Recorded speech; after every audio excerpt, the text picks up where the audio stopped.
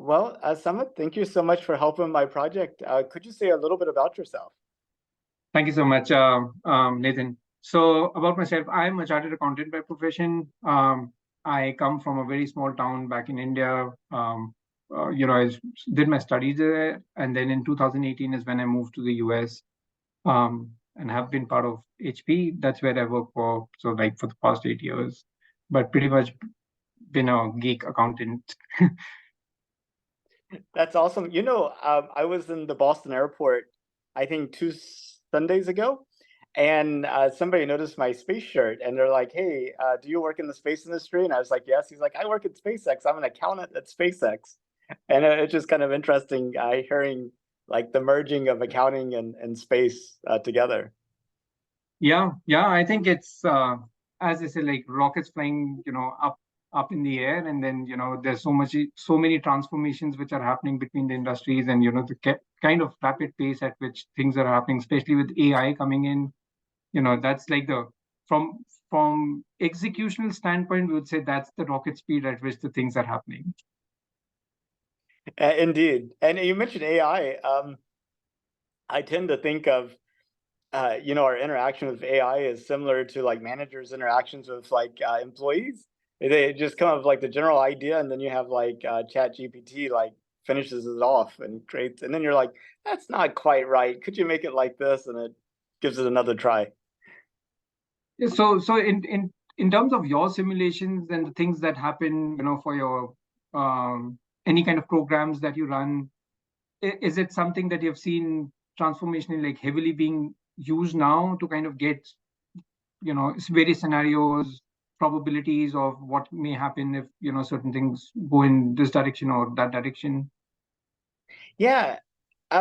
So actually, I'm not directly involved with much of that. The sims I'm involved with are kind of more training related in a sense of we have a software version of the International Space Station, and then we have a team of trainees who are in like a setup similar to what we would have in mission control, and then other instructors are there breaking stuff and seeing how we react to it, and then Mhm. they give us feedback on how we could be better.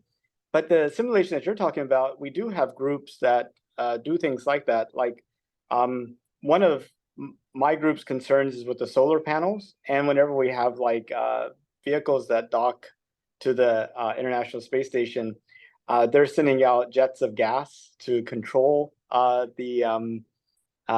you know the the maneuvering of that spacecraft, and we have to make sure that those jets of those that gas doesn't hurt our solar panels. And so a lot of analysis is done in terms of if the solar panel is in this angle, it have this much force, and that might be too much, and then that combined with like the thermal loading and a whole bunch of other stuff. So we kind of get the results of that simulation analysis as an Would that, example. so just as a layman to understand, like, would those be the kind of reasons why we see certain takeoffs not going well because there's too much of jet fuel that happens at the launch, where after a period obviously there would be thousands of other scenarios, but that could be one of the big ones at the launch itself, where the rockets do not make too far. Well, I don't know too much about that. It really doesn't come into concern for our group until it gets close to the International Space Station. So Okay. it's after it's successfully launched and it's in orbit and it's caught up with the International Space Station, it's about ready to dock or it's about ready to undock. And then once it gets a certain far away, then it becomes somebody else's problem. So. Yeah.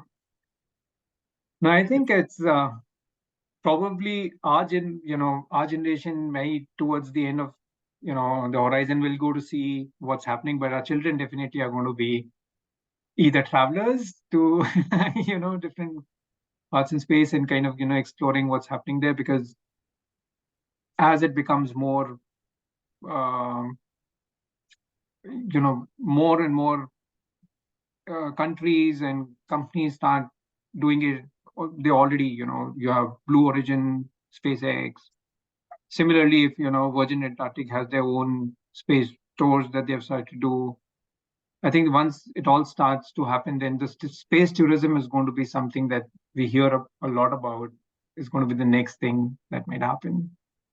Well, that's an interesting place to start. If you could, would you take a trip to space? I wouldn't mind, yeah, because I've seen some videos. There was this jump that I forget his name, but it was a Red Bull kind of thing that he jumped from the highest, it was a drop dead kind of thing that, he had a free fall from the space, but the kind of view that you see and from that height, just, yeah, I think it's exciting to go and explore and see what's there. I know that Red Bull jump was something else. The high altitude balloon, I guess it was what, 100,000 feet up or maybe higher. Yeah. And wow. I wonder if he was falling down, if at any point he had some what he was thinking. I know I would be thinking, why did I do this? Yeah. No, I think one of the things which, based on the interviews that I have listened to some of the times, is like when you get caught up in the spin, and that's the most difficult part to kind of control because you really can't do anything in the atmosphere if you just go spinning. Is like just to keep yourself not in a non-disease state because that may happen, right? Because of uh, something which is even in movies like the Earth movie, which was there when you see something come and hits and then you just start um, going in circles and there's nothing to kind of stop it except for the trainings that they would have been getting to kind of how to rebalance yourself. Yeah, I mean, you definitely want to make sure you have an automated system that could kick in if you lost Yeah, consciousness. yeah. Yeah. So, in addition to seeing the Earth from a high altitude, would you consider going into orbit, like visiting the space station? That is something which I have not thought about yet, but I think as it progresses and I think the safety is the only thing that comes to mind more than anything else, and because obviously you have people wherever you have to come back to. So that's the only aspect which kind of keep you thinking about the fact that how safe it is going to be once you go there and explore it and then come back. But yes, as I said, maybe because people already travel to different parts of the world, that would be the kind of a area where people would want to explore, and I myself would want to just go there and explore. Hmm. Yeah. And would you consider going to the moon?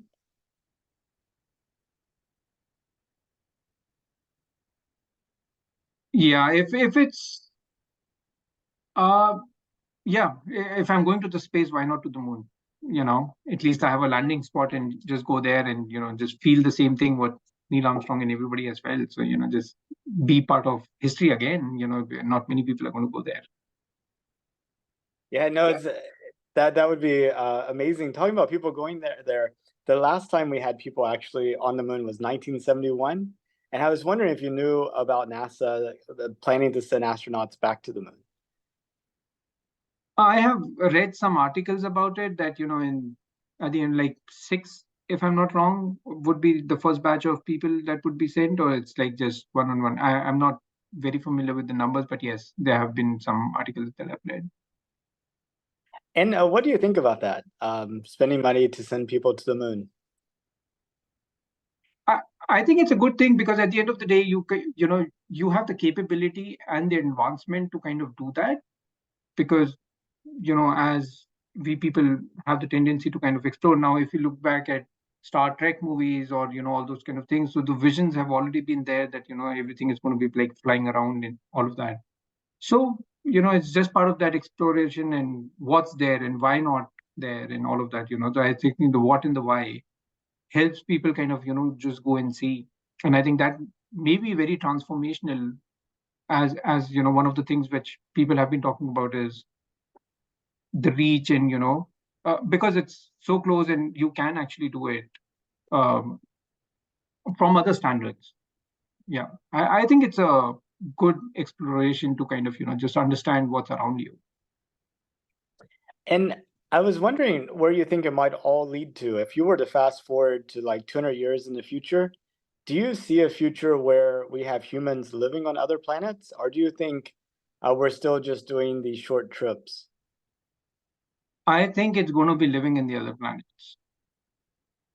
Yeah, I definitely think so. That would be awesome. Uh, I Yeah. mean, when you think about how vast the universe is and how small the Earth is, it's it only seems to me to make sense to kind of expand out. Yeah, and as you rightly said, right, it's only that what we can see right now is what we can explore. So, once you reach Mars, how do you know like what's beyond that? It's only when you reach to one point to point B, that's where you start exploring what's beyond that. And why can't be life in other planets? It's this is all that we have seen, and we have the opportunity to kind of go and see other places and see if we can establish ourselves and let's grow, as different planets. I think why not? Yeah, that's awesome. Well, Sumit, those were the questions I had for you. Did you have any questions for me or anything else that you wanted to talk about? No, I think just about the fact that, how has your journey been since the time you started, and what are the kind of transformations that you have seen come along the way? So with like these interviews? Yeah, interviews and, just the general perception, because at the same time, there have been so many advancements that have happened along the journey. So, the perceptions obviously change because of all those as well. I think first of all, most of the people I talk to have no idea that NASA is planning to go back to the moon. I would say only about 20% know. I would say that people are as likely to talk about SpaceX and Elon Musk as they are about NASA. Um, and I would also say that what SpaceX is doing down there in Brownsville with the Starship. I mean, Hmm. this is going to be a fully reusable spacecraft, which we never had before. That's why space is so expensive, is because you have to build the spacecraft, you use it one time, you throw it away, and you have to build it again. Having a 100% reusable spacecraft is going to change the economics of space travel so much that I mean, it's going to be like when running water and electricity and air travel became, and the internet became widely available. I mean, like a call like this would have probably cost, Oh, yeah. so much, a few decades ago, and a few decades before that have been impossible. And now Yeah. we do it every day without even thinking about it. Yeah. That's true.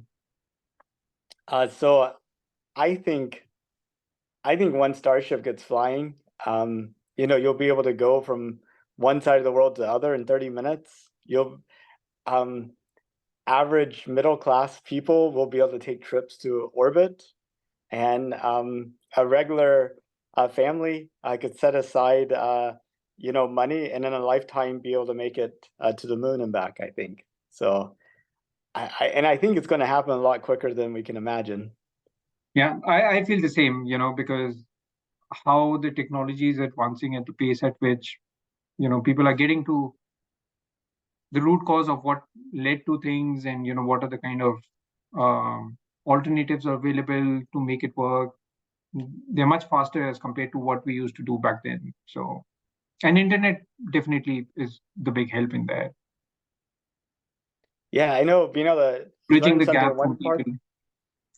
So bridging the Yeah, gap between people, and in terms of if you run into a problem, just you get a talent who knows it wherever that person may be, and you can just get it much faster.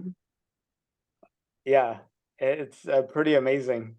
Um, oh, well, Sumit, thank you so much. I'll go ahead and stop the recording then.